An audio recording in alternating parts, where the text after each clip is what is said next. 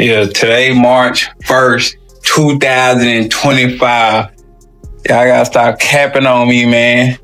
The only reason I look in that picture. After Canelo Alvarez trained Errol Spence ahead of his potential rematch with Terence Crawford, Crawford didn't hold back.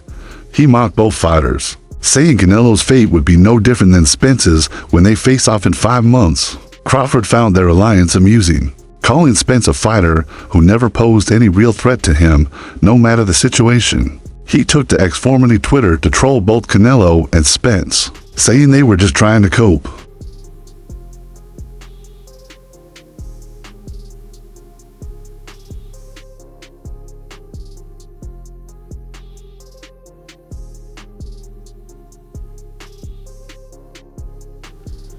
Spence's decision to train with Canelo seemed strategic, a way to unite forces with another Crawford opponent to boost his chances of victory. Interestingly, Crawford wasn't bothered by that.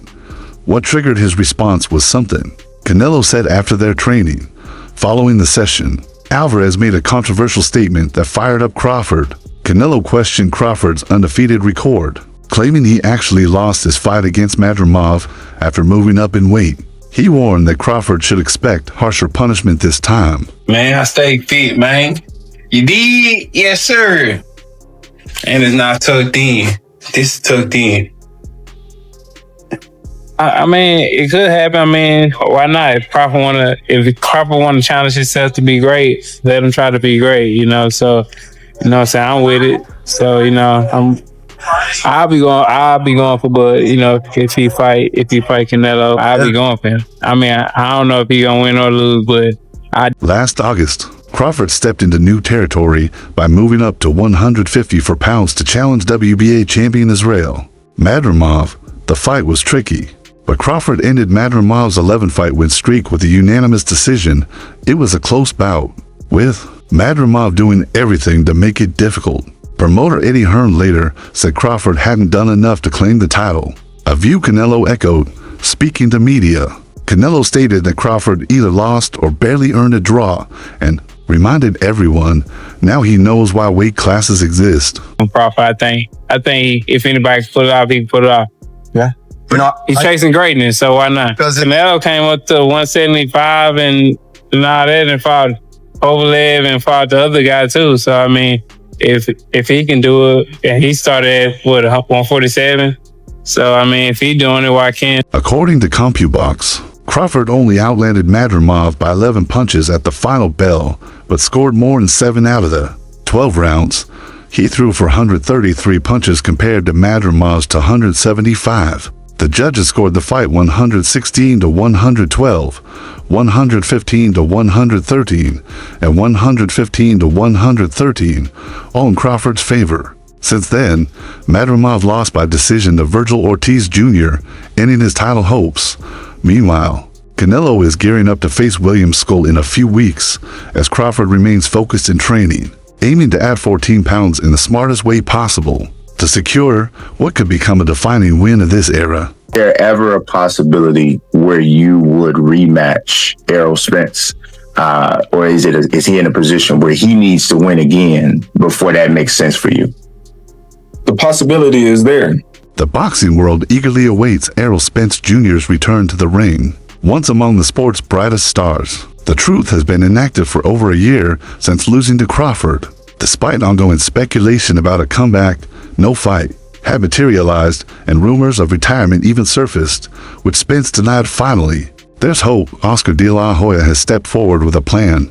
Virgil Ortiz Jr., De La Hoya's top prospect, recently defeated Madrimov and is poised for stardom, but after consecutive tough fights, Golden Boy Promotions wants him to slow down, and that's where Spence may fit in. For his title, I'm fighting for a title, and there's the possibility he win his fight, God willing. I win my fight, God willing, and there's your possibility right there. In a recent interview with Fight Hype TV, 52-year-old promoter Oscar De La Hoya revealed plans for a homecoming fight for Virgil Ortiz Jr. in Dallas at the Cowboys Stadium. He acknowledged the toll back-to-back tough fights have taken on Ortiz both physically and mentally, and said he's thinking of matching him with a top 10 contender first. After that, the goal is to face Sebastian Fundora and eventually Terence Crawford when he drops back to 154 pounds after his bout with Canelo at 168.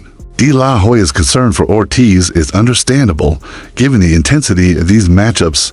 Still, this situation creates a golden opportunity for Errol Spence Jr., whom De La Hoya wants as Ortiz's next opponent, with a good payday promised. Do you believe maybe that you'd put Virgil Ortiz on that undercard with a view to then fighting Crawford maybe after that? That's a great idea. You're a promoter now. You're a matchmaker. Let's go. Yeah, I love it. I love it. Look, having these types of fights on one night is just great for boxing. That's it. So imagine that. Wow. Crawford. There are a lot of options for Virgil, De La Hoya said. Imagine a Spence versus Ortiz fight at Cowboy Stadium. It would be a sellout. He added that the final decision lies with Spence, but this could be the perfect stage for a comeback. A sold-out crowd, a fight against one of boxing's rising stars, and a potential title shot against a longtime rival. The stakes are high. Last year, a rumored bout between Sebastian Fundora and Errol Spence took over headlines. It had fans excited due to the explosive potential of that matchup. However, the World Boxing Organization refused to sanction it, shelving the bout. As a result, Fundora was sidelined for nearly a year after becoming champion. Despite the delay, Fundora recently expressed interest again, saying in an interview with Boxing Scene, "Of course I want that fight." Do you believe maybe that you'd put Virgil Ortiz on that undercard with a view to then fighting Crawford maybe after that? That's a great idea. You're a promoter now. You're a matchmaker. Let's go. Yeah, I love it. I love it. Look, having these types of fights on one night is just great for boxing. That's it. So imagine that. Wow. Crawford. Fundora couldn't hide his disappointment over what happened. It's a big fight, a very big fight. He sighed, but even though it didn't happen, he rebounded strongly in March. Fundora defended his unified super welterweight title against Cordell Booker with a fourth-round TKO. Now, he's expected to face Xander Zayas, WBO's #1 ranked contender. Still, if everything aligns, we may see Spence versus Fundora in late 2025 or early 2026. It all depends on how Errol Spence Jr. is feeling and when he decides to return. Until then, these matchups remain only possibilities. Virgil, I mean, it'll be the Super Bowl of boxing. If you are waiting around on that, who is it that you're going to match him with? I don't know. I have to literally go back to the office and just figure it out. So, yeah, Virgil winning here in Riyadh was huge against Madrimov, the beast. Canelo Alvarez and Terence Crawford appear set to clash in a major fight later this year. Both are among the best pound-for-pound fighters in the world, making this a truly high-stakes showdown. Alvarez's only two career losses have come against legends Floyd Mayweather and Mitri Bivol, but now Mayweather's former manager, Jay Prince, believes Crawford will hand Canelo his third loss. The fight is expected to take place at super middleweight, meaning Crawford will need to move up to weight classes from his last bout at 154 pounds. The beast. Wow, the beast. I truly feel that Virgil now is on a different level. Final one from me. What did you say to Eddie Hearn in the aftermath of that win tonight? No, good. Just, good fight. That's it. I mean, I think I'm 0-20 now, so... Or no, Eddie's 0-20. I think he's 0-4 or 5 with me, so it's okay. We're just chipping away. We're gonna have losses too. We're gonna have wins too. But I think tonight. Despite Canelo's size advantage, Jay Prince believes Crawford's skills are enough to overcome it. Speaking to Shanzittel, he said, "I believe Crawford beats Canelo. I'm going to put my money where my mouth is." Prince emphasized that while he respects Canelo and won't say anything bad about him, his pick is still Crawford. Canelo is one of the best, no doubt. But that's just my opinion, Prince added. What's important is that both fighters came out good. Everything's good. Virgil won. Great fights. Great night for boxing. This is the final one. You spoke to me the other day. You said that Virgil's first fight, he said to Jerry Jones, he's going to sell it out. Yeah. Do you think it's a reality? Absolutely. 1,000%. Jay Prince also dismissed concerns that the added weight would hinder Crawford. He said, "Crawford has no wear and tear. I've watched him spar and fight over the years, and he knows what he's doing. While Canelo has been fighting, as super middleweight for a long time and understands the division better. Crawford's skills are elite. That said, Canelo still has business to handle first, a fight against William Skull in May, where he hopes to become undisputed super middleweight champion once again. As for Crawford, he's never been one to back down from a challenge, and this next one might be the biggest yet, a September bout against Canelo at 168 pounds. It's a fight that could define the era, the pound-for-pound greats, head-to-head.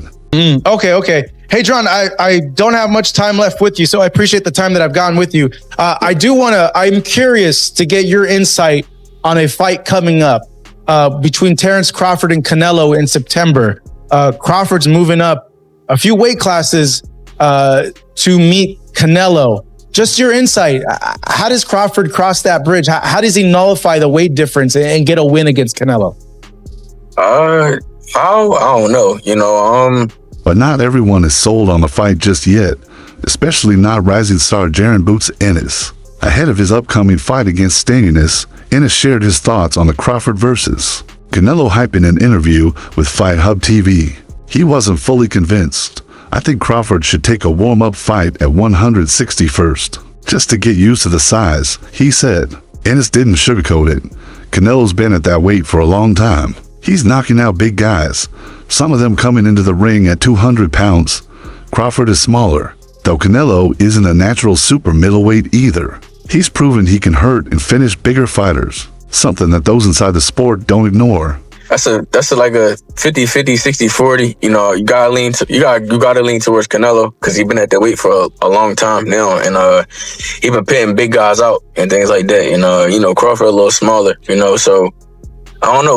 We gotta see how it play out come whenever they fight. When they supposed to fight, September or something like that. September. Yeah, we gotta see how it play out. We don't know. It's boxing. But I think you gotta lean more towards Canelo because, like I said before, Others in the boxing world share the same concern. Timothy Bradley told Boxing Scene, calm that even though Crawford may be the most complete fighter in the sport, the size gap is real. It's a big jump, Bradley said. Crawford, however, remains as confident as ever. On Max on Boxing, he said, I'll fight anybody at any weight.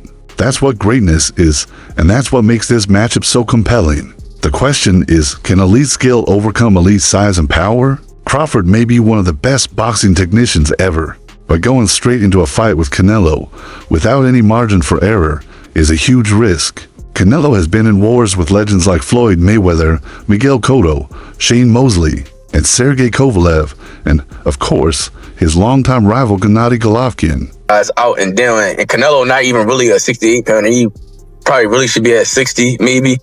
And he been hurting these guys. I think he be dropping these guys and things like that. So, and them guys be way bigger than him come fight night. I know that for sure. They be probably close to 200 pounds, and he dropping those guys like that. So, I don't know. It's gonna be a great fight. The fans want to see it. So, one fan commented, I'd understand if Crawford was fighting someone of lesser caliber, but this is Canelo.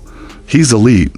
He's been dominating boxing for a long time. This could be a clear win for him. The fan added that Crawford gets hit, and that could be a fatal flaw. Look, I know people won't like this, but Crawford gets hit, like everyone else. Sometimes he gets caught clean. If that happens against Canelo, it won't end well. Canelo hits fast. He's not slow. He'll catch you off guard. It's just different. I think it's a ridiculous fight myself. I think that Crawford is too small. Canelo is, in my opinion, the face of boxing right now. I think that look at his resume. I think it's a good fight for a little while. Crawford's hand speed will, just like when Golovkin fought Kell Brook, the hand speed was evident at the beginning of the fight. But as the fight goes on, Canelo's going to start pounding on him, and I think that the fight ends somewhere between the 9th and 12th round.